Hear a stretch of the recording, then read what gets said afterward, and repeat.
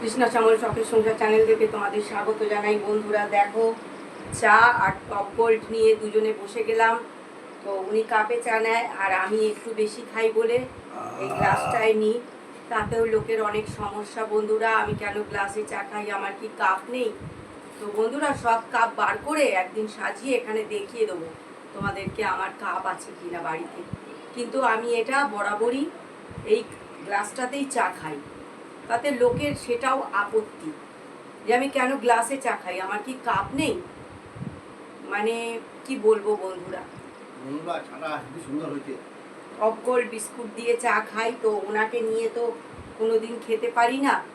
বিকেলবেলা তাড়াতাড়ি করে চা বিস্কুট খেয়ে বেরিয়ে যায়।